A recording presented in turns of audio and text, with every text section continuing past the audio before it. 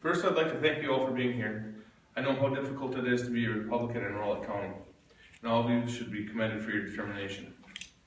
The Democrats have had a stranglehold on this county for the last 50 years, and it's high time we change that.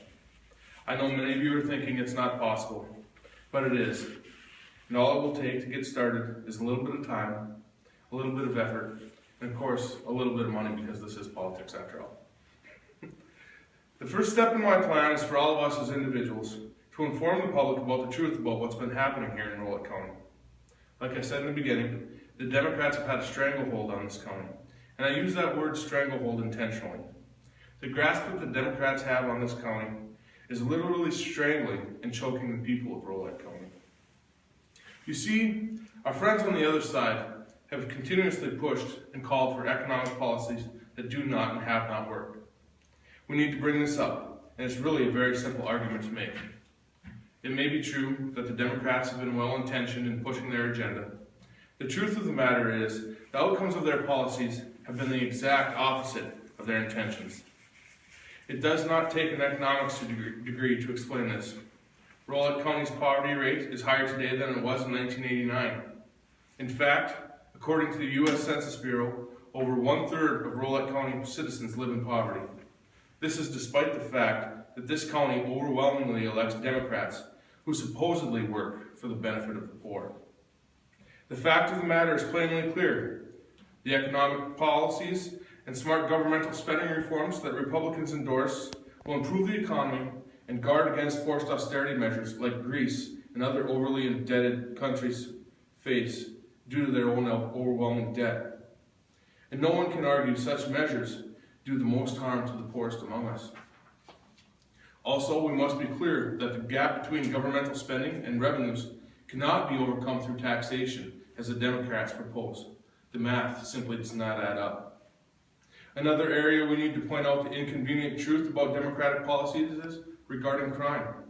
The Democrats have attempted in recent years to demagogue Republicans about the increase in violent crime in the oil patch.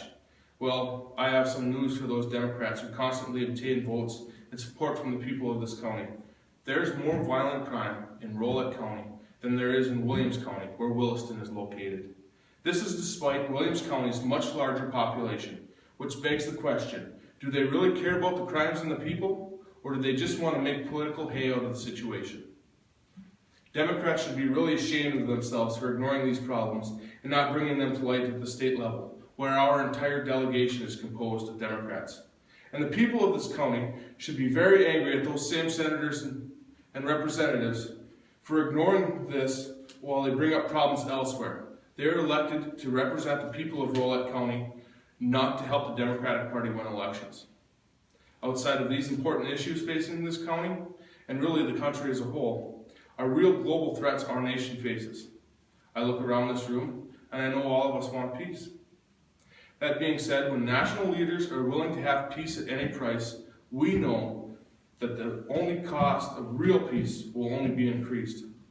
From a token withdrawal of a missile shield in Europe to a terrible nuclear weapons deal, just to say they've come to an agreement. This administration's appeasement of global aggressors has led to a destabilized Eastern Europe, increased violence and genocide in the Middle East that threatens to spread across the globe, and Chinese military buildup and expansion that threatens Japan and other Asian allies. For all the Democrats talk about the wondrous President Kennedy on foreign policy, it would be nice if they grow up, grow a spine, and act like him. Finally, with all the global discord and dangers, we should not forget about what is happening here in the U.S. Riots, destruction of property, and violence that are falsely claimed to be in response to tragedies. But when power is sought by tearing people apart, what else can we expect? What this nation needs is a leader who withholds judgment of action until all evidence has been presented, rather than to jump to conclusions and incite riots. We are a country where when all the evidence is heard, and it proves that an individual misuses his or her authority as an officer of the law to harm any person, that individual will be punished by the law. This is how a civilized society handles its problems, because yes, black lives do matter, but blue lives matter as well. In fact, all lives matter. That is what Americans should hear from their president and the people in his party. So how do we get a president and other leaders who will agree with these principles? Well, of course, we will vote correctly. That's a given. Yes, you should donate money to achieve these aims, but if we are ever going to change this country, we need to get involved and be active. We need you to talk to your friends, write letters to the editor, and engage in honest debate and discussion with the uninformed. You have the upper hand. Our principles and ideals have been proven to work. Theirs leave nothing but an ash heap in their wake. Our destiny is not set in stone. We can change the course of this county and our country. We can make a difference, and all it will take is to put forth a little bit of time, a little bit of effort, and a little bit of money. Thank you very much. And you can see Wendy for your donations.